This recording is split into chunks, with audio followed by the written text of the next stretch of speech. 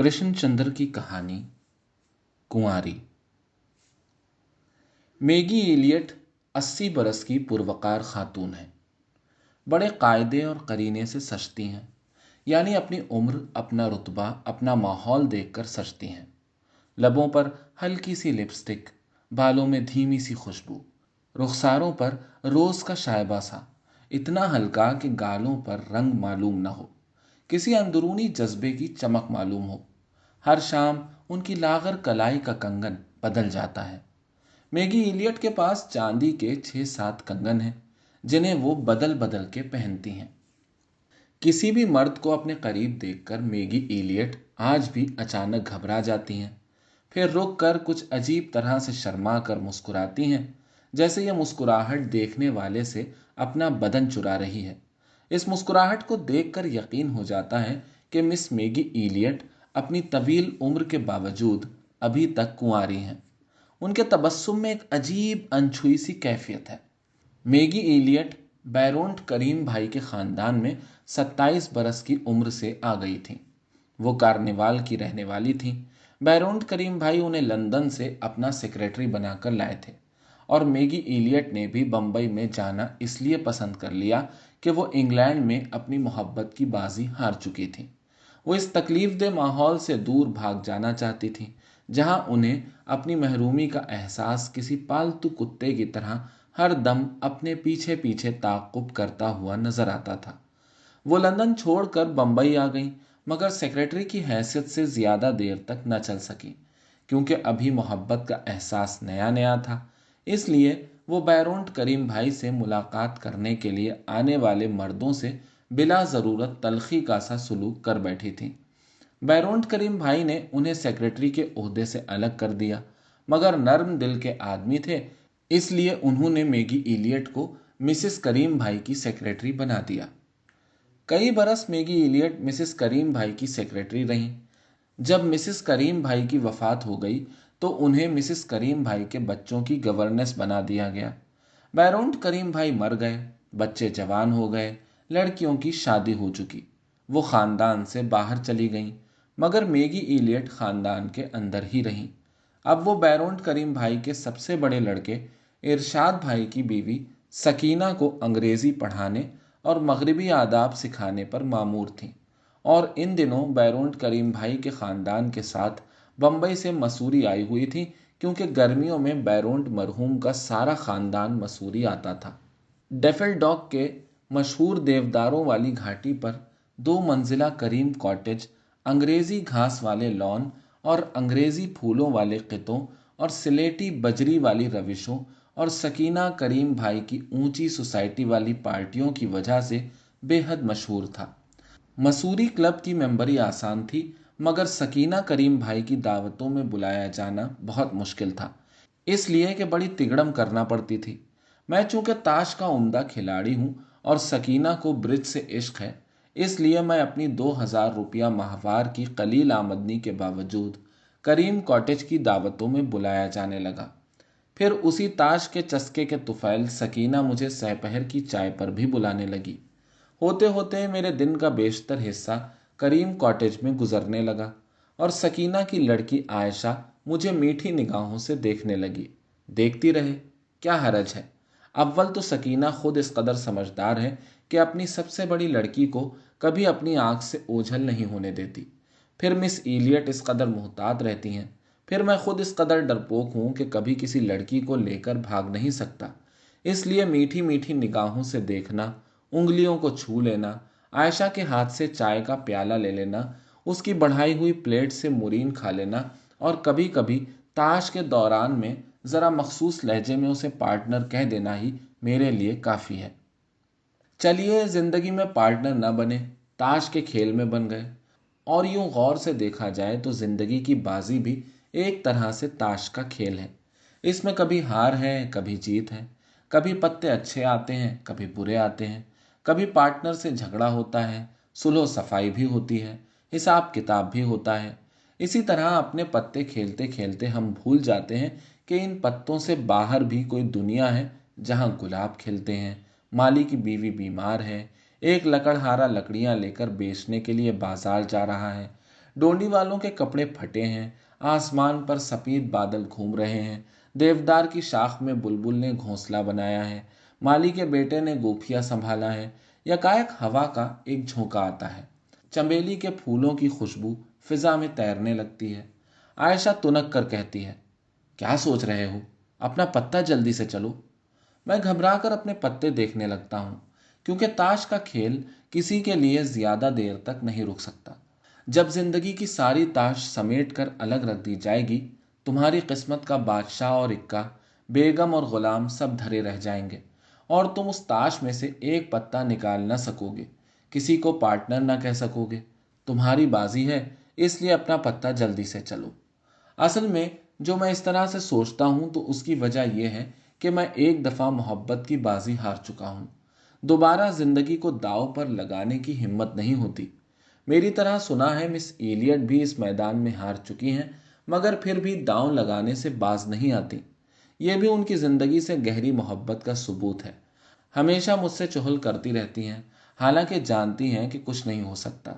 भला 30 बरस का मर्द और 80 बरस की औरत में क्या हो सकता है, मगर चुहल करने से बाज नहीं आती। पाशा, अपने माथे की लट संभालो, वरना मेरा ध्यान अपने पत्तों में नहीं रह सकता। क्या दीवार से, उस पेड़ से ताश के पत्ते लटके हैं? अब के मैं जरूर जीतूंगी, क्योंकि मेरे पत्तों में भी एक पाशा है। वो मेरे नाम की खातिर बादशाह को पाशा कहने लगी हैं। मिस इलियट के मासूम मजाक से सभी महजूज होते हैं। आयशा भी हंस देती है, फिर मेरी तरफ दुस्दीदा निगाहों से देखकर आंखें झुका लेती है। वो झुकी झुकी आंखें मुझे अपने पास बुलाती हैं। फासला भी ज्यादा नहीं है।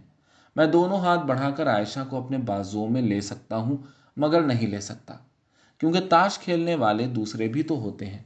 एक तरफ आयशा की माँ सकीना बैठी है, दूसरी तरफ करीम भाई स्टेट के मैनेजर आकिल फाजिल भाई बैठे हैं, जिन्होंने आयशा के लिए नैरोबी के एक करोड़पति बोहरा ताजिर का बेटा ढूंढ रखा है। जिंदगी की ताश किस कदर आसान होती अगर दूसरे खेलने वाले ना होते। अब तुम इन सहमी सहमी निगाहों के छोटे छोटे पत्ते मेरी तरफ क्यों फेंकती हो आयशा? इन दुग्गी तिग्गियों से क्या होगा, जबकि इक्का और बादशाह, बेगम और गुलाम और नहले पर दहला दूसरों के हाथ में है। No bid partner. अपना हंसी मजाक मिस इलियट से तो चलता ही था, मगर उसकी कैफियत एक मासूम चुहल से ज्यादा न थी। अलबत्ता मास्टर मतीन अहमद के सिलसिले में मिस इलियट ज्यादा संजीदा नजर आती थी और दिन ब दिन ज्यादा गहरी दिलचस्पी का सबूत दे रही थी। मास्टर मतीन अहमद यहाँ मसूरी आकर 3 माह के लिए मुलाजिम रखे गए थे, बच्चों को पढ़ाने के लिए और उनकी देखभाल करने के लिए।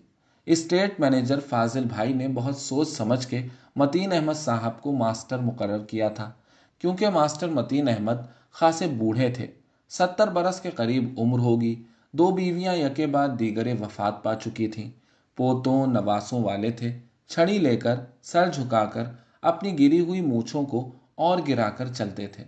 सुर्खो सबी रंगत में बुढ़ापे का पक्कापन और बुढ़ापे की झुर्रियां आ गई थीं, मगर इस उम्र में भी हौसला जवान रखते थे और दिलगीर तखल्लुस करते थे। अपना कलाम जो आज तक कहीं न छपा था, मिस इलियट को हर रोज सुनाते थे। मिस इलियट हरचंद के उर्दू शायरी में मुतलक कोई इस्तेदाद न रखती थी, अब मिसरे पर मिसरा उठाती थी और इस कोशिश में रहती थी कि किसी तरह गिरा भी लग जाए। हालांकि उस नेक दिल खातून की शायराना सलाहियतों की Meraj twinkle twinkle little star से आगे न बढ़ी थी, मगर अब वो दोनों, मास्टर मतीन अहमद और मिस मैगी इलियट, कभी कभी बरामदे के किसी कोने में बैठे हुए, कभी किसी लॉन पर टहलते हुए, कभी डफेलडॉग के देवदारों में घूमते हुए शायरी पर बहस करते रहते थे। और बहस के दौरान में मैगी मास्टर साहब का मफलर ठीक करती जाती थी, वरना सर्दी लग जाने का अंदेशा है और सर्दी में शेर ठिठुर जाते हैं। कभी उनके सर की टोपी का जाविया बदल देती थी, यूं ज्यादा अच्छा लगता है। कभी उनका हाथ पकड़कर डेफेलडॉग के नाले के पत्थरों पर कदम जमाकर चलती हुई नाला पार कर जाती, वरना शाम को नाला पार करना जरूरी था। मर्द के बाजू का सहारा कितना अच्छा लगता है, मर्द की मजबूत उंगलियों का लम्स, जैसे किसी कमजोर बेल को पेड़ मिल जाए। सेहत में आज भी मैगी मास्टर जी से बेहतर नजर आती थी, मगर नाला देखते ही 6 साल की बच्ची की तरह डरने और कांपने लगती और अपने सारे जिस्म का बोझ गरीब मास्टर जी पर डाल देती थी। मास्टर जी भी हाँफते कांपते, होंठ चबाते, दमे के मरीज की तरह सांस लेते हर रोज बड़ी बहादुरी से मिस मैगी इलियट को नाला पार करा देते थे। फिर दम इस कदर फूल जाता था कि नाले के पत्थर पर देर तक बैठकर मुंह से कुछ न बोल सकते। वादी का मंजर देखते रहते। अपने सांस की धुकनी ठीक करने में उन्हें कई मिनट लग जाते, मगर वो खामोशी के उस लंबे वक्फे को किसी तरह अपनी जिस्मानी कमजोरी पर महमूल करने के लिए तैयार न थे। बल्कि जब दम में दम आता तो कहते, मैगी, यहाँ से वादी का मंजर इस कदर खूबसूरत दिखाई देता है कि यहाँ आते ही दम बखुद हो जाता हूँ, मुंह से कुछ बोल नहीं सकता। यही हालत मेरी भी होती है। मैगी भी अपनी फूली हुई सांस को काबू में करते हुए कहती, ये वादी बिल्कुल तुम्हारी शायरी की तरह खूबसूरत है। बहुत देर तक वो दोनों चुप रहते, क्योंकि वापसी में नाले को फिर पार करना होगा। मास्टर मतीन अहमद बड़ी नाउम्मीदी से नाले को देखते और उनकी हिम्मत डूब डूब जाती और वो दिल ही दिल में सोचते, कल से मैं मैगी को इधर सैर करने के लिए नहीं लाऊंगा। मगर मैगी की यही तो एक कमजोरी थी। नाले के इस चंद गज के पाट में वो सब कुछ पा लेती थी, वो सब कुछ जो उन्हें इस जिंदगी में कभी नहीं मिला। उस मुख्तसर से फासले में वो किसी की बीवी हो जाती, किसी का सहारा ले लेती, किसी के कंधे से सर लगा देती, किसी की गहरी कुर्बत का एहसास कर लेती। बिल्कुल उस अल्हड़ कुंवारी की तरह हो जाती जो किसी खतरे के समय अपने आप को बचाने के लिए किसी मर्द से लिपट जाती है। नाले के पार जाकर वो फिर एक अंग्रेज औरत हो जाती थी, अपने आप में मुकम्मल, मजबूत और खुद मुख्तार। मगर नाला पार करते हुए कमजोरी के ये चंद लम्हे बड़े कीमती होते थे और वो हर रोज बड़ी बेसब्री से उन चंद लम्हों का इंतजार करती थी। फिर एक दिन उनकी जिंदगी में पाम आ गई। पामेला थोराट उनकी बंबई की सहेली थी। पामेला ने बंबई के एक ताजिर से शादी की थी। चंद साल बंबई में रहकर मिस्टर थोराट और उनकी बीवी बेंगलौर चले गए थे। चंद साल खतो किताबत होती रही, फिर खतो किताबत बंद हो गई। अब 20-22 बरस के तवील वक्फे के बाद जब पामिला थोराट अचानक उसे मसूरी में नजर आ गई तो दोनों सहेलियों की खुशी देखने के लायक थी। न सिर्फ ये कि दोनों ने कई मिनट तक मुसाफा किया, बल्कि आवाज में लर्जिश भी थी और आंख में आंसुओं का शुभा तक पैदा हो गया था। पाम इस अरसे में 2 शौहर भुगत चुकी थी। वो बेचारे दोनों मर चुके थे, मगर 60 बरस की होकर भी पाम अपनी शोखी और तर्रारी को हाथ से न जाने देना चाहती थी। अपनी फितरत में पाम मैगी से बिल्कुल अलग थी। मैगी दुबली थी तो पाम मोटी, मैगी संजीदा थी तो पाम बात बे बात पर कहकहा लगाने वाली, मैगी हल्का सा मेकअप करती थी तो पाम बिल्कुल गहरा। पाम बिल्कुल जवान औरतों का सा मेकअप करती थी। उसकी आवाज़ भी अभी तक बहुत अच्छी थी और उसे बहुत से फौहश लतीफ़े याद थे। नहीं नहीं, उसकी कोई औलाद न थी। पहले शौहर से एक लड़की थी, 2 साल की उम्र में चल बसी। दूसरा शौहर एक एंग्लो इंडियन था। वो हर वक्त शराब में धुत रहता था और कभी कभी उसे पीटता भी था। कभी कभी मर्द पीटे तो बड़ा मज़ा आता है, पाम ने मैगी को सरगोशी में बताया, क्योंकि उसके बाद मर्द पर पछतावे का एक शदीद दौरा पड़ता है। उसमें वो औरत से बड़ी अहमकाना बातें करता है, रोता है, हाथ जोड़ता है, पाँव पड़ता है, कभी कभी जज्बात से मगलूब होकर नया फ्रॉक तक सिलवा देता है। पाम को जब भी किसी नई फ्रॉक की ज़रूरत होती थी, वो अपने शौहर को किसी न किसी तरह उसे पीटने पर मजबूर कर देती थी। शौहर रखना उम्दा चीज़ है, मगर आह, अब तो बुढ़ापा आ गया। पाम एक सर्द आह भरकर खामोश हो गई। तुम तो बिल्कुल बच्चा हो, बिल्कुल बच्चा। मैगी ने बड़ी उम्र की बहन का रिश्ता किया और पाम की उलझी हुई लट ठीक करने लगी। ये बाल कैसे बना रखे हैं? मैगी के लहजे में ममता की सरजनिश सी आ गई, जिसे सुनकर पाम कुछ और फैल गई। इठलाकर बोली, अब हमसे नहीं होता मैगी। तुम कहाँ ठहरी हो? मैगी ने पाम से पूछा। पहले तो क्लाराइस में ठहरी थी, एक गुजराती फैमिली के हमरा अहमदाबाद से आई थी। उन लोगों को जल्दी वापस जाना पड़ गया। खानदान में कोई मौत हो गई थी, वो लोग सब चले गए। मगर मैं ऐसी शदीद गर्मी में वापस अहमदाबाद नहीं जा सकती, इसलिए मैं उनकी मुलाजमत से अलग हो गई हूँ। और अब मिसेस ट्रेवर्स के छोटे बोर्डिंग हाउस में पड़ी हूँ। बड़ी कमीनी औरत है। अभी तक 2 रोज की पुरानी उबली हुई पत्तियों की चाय देती है, जैसे ये मसूरी ना हो, इंग्लैंड हो और जंग अभी तक जारी हो। मैगी पामेला को मिसेस ट्रेवर्स के बोर्डिंग हाउस से करीम कॉटेज में उठा लाई और उससे ऐसी मोहब्बत और शफकत से पेश आने लगी जैसे पाम उसकी 60 बरस की सहेली ना हो, कोई छोटी सी बच्ची हो। मैगी पाम के बाल बनाती, पाम के कपड़े निकालती, उसके कपड़ों पर इस्त्री करती, उसको मशवरा देती वो कौन सी चीज़ खाए, कौन सी चीज़ ना खाए। कभी कभी उसे एक सख्त गिर माँ की तरह डांट डपट भी देती। और पाम मैगी की मोहब्बत पाकर बेतरह इठलाने लगी थी और 60 बरस की होकर 30 बरस की खातून की सी अदाएं दिखाने लगी। और जब मैगी की मोहब्बत बहुत जोर मारती तो वो तकरीबन तुतलाने लगती। अब मैगी और पाम और मास्टर मतीन अहमद का तिगड़म बन गया था। तीनों बरामदे के दूसरे कोने में अलग से जाकर बैठते थे, ताश खेलते थे और हर वक्त 3 शरीर बच्चों की तरह मसरूर और मगन नजर आते थे। आपस में उनकी क्या बातें होती थीं ये तो हम नहीं जान सके। अलबत्ता इतना ज़रूर एहसास होने लगा कि उन तीनों में गाढ़ी छन रही है।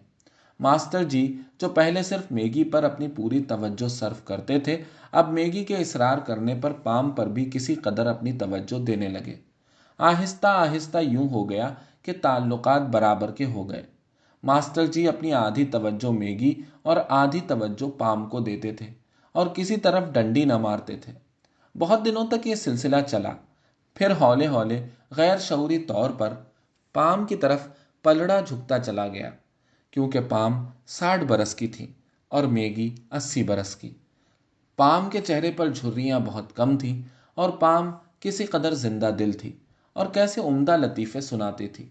मैगी की रूह बिलाशुबा पाम से बेहतर मालूम होती है, मगर जिस्म को जिधर से देखो हड्डियां सी निकली हुई मालूम होती हैं। और पाम तो बिल्कुल गर्म पानी की भरी हुई रबड़ की बोतल की तरह आरामदेह मालूम होती है। और शरीर पाम पलड़ा अपनी तरफ झुकते देखकर गरीब मास्टर को और भी उकसाने लगी और अपनी सहेली की सारी खातिरों मदारात भूलकर उसे जलाने पर तुल गई। बेहया बिल्ली, मैगी ने अपने दिल ही दिल में सोचा। पहले तो मैगी ने तरह दी और बार बार वो तरह देती रही।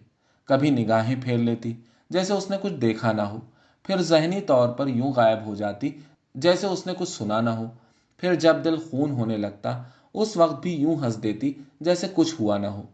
मगर पलड़ा झुकता ही गया और हम देखते ही रहे और उन तीनों से दूर ही दूर अपने ब्रिज की मेज से इस दिलचस्प ड्रामे को देखते रहे जो अब मेराज को पहुंच रहा था। एक महकती हुई नारंगी शाम में जब हवा की खुनकी बढ़ गई थी और हम लोग मसूरी क्लब जाने की तैयारी कर रहे थे, आयशा और मैं काले संगे मरमर के शेरों वाले चबूतरे पर खड़े सकीना और फाजिल भाई का इंतजार कर रहे थे, जो अपने अपने कमरे में कपड़े बदलने के लिए गए थे। गई तो आयशा भी थी, मगर अपने कमरे से जल्दी निकल आई थी, क्योंकि इस तरह से हम दोनों को अकेले में साथ रहने के लिए चंद मिनट मिल जाते थे। उस वक्त आयशा एक काले शेर की पीठ पर बैठी हुई तुनक मिजाजी से बार बार अपने दाएं पांव का सैंडल हिला रही थी और करीब के मरमरी सुतून पर चढ़ी हुई जर्द गुलाब वाली बेल से फूलों की कच्ची कलियां तोड़ तोड़ कर मेरे पांव पर फेंक रही थी। एक कली मेरी पतलून की मोहरी में जा अटकी और मैं उसे निकालने के लिए जो झुका तो मुझे आयशा का सुर्ख होता हुआ चेहरा और उसके सीने के थरथराते हुए उभार अपने बहुत करीब नजर आए। आयशा बहुत करीब से मुझे देख रही थी। मैंने झुके झुके उसकी तरफ एक लम्हे के लिए देखा। वो मेरे इस कदर करीब थी कि मैं उसके सांस की आंच और उसके हुस्न की पिघलती हुई लौ को अपने रुखसारों पर महसूस कर सकता था। उसके गुलाबी होंठ जरा से खुल गए थे और बिल्कुल मुंतजिर थे। ऐसे में सकीना को बरामदे के अंदर के कमरे से निकलते हुए मैंने देख लिया। जल्दी से पतलून की मोहरी से जर्द गुलाब की कच्ची कली को निकाला और सीधा होकर उसे जोर से दूर फेंक दिया।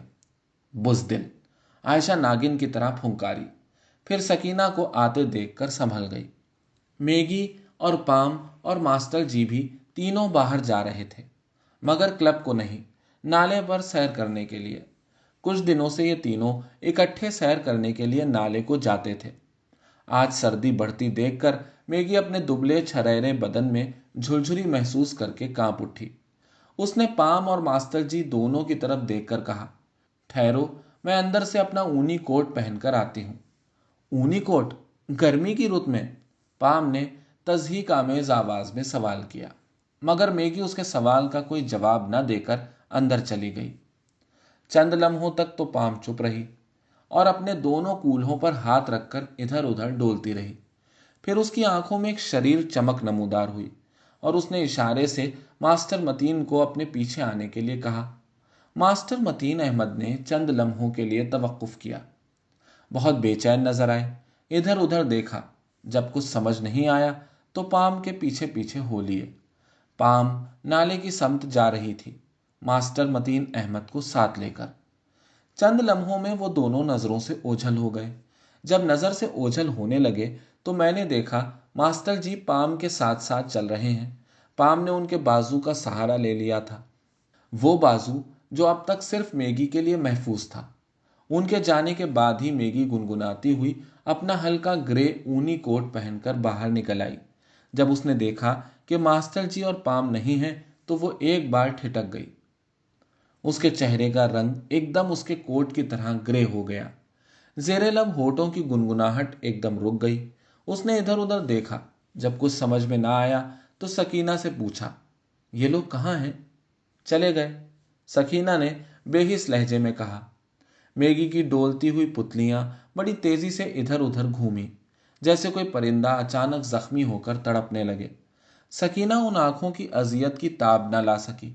बड़े गुस्से से बोली, मैगी, तुम्हें क्या हुआ है? देखती नहीं हो पाम तुमसे उम्र में कितनी कम है? मैगी ने एक लम्हे के लिए ठिठक कर सीधा सकीना की आंखों में देखा, फिर बड़ी नखवत से एक एक लफ्ज पर जोर देकर बोली, उम्र कम है तो क्या हुआ? वो मेरी तरह कुंवारी तो नहीं है। फिर मिस मैगी इलियट, उम्र 80 साल, एक औरत, अपनी एड़ी पर घूम गई और एक नाकाबिले तस्खीर गुरूर से सर उठाए हुए बरामदे में चली गई। वापस अपने कमरे में चली गई और दरवाज़ा बंद हो गया। हम देखते ही रह गए। ये भी समझ में ना आया हंसें या रोएं। सकीना एकदम बहुत संजीदा हो गई थी। उसने अपनी आंखें हमसे चुरा ली थीं और अब तेज तेज कदमों से आगे चल रही थी। उनके पीछे पीछे फाजिल भाई जल्दी जल्दी से कदम बढ़ाने लगे। आयशा ने मेरी तरफ बड़े गौर से देखा। मैंने गुलाब की बेल से एक जर्द कली को तोड़ लिया और उसे सूंघते हुए बोला, नो बिड पार्टनर,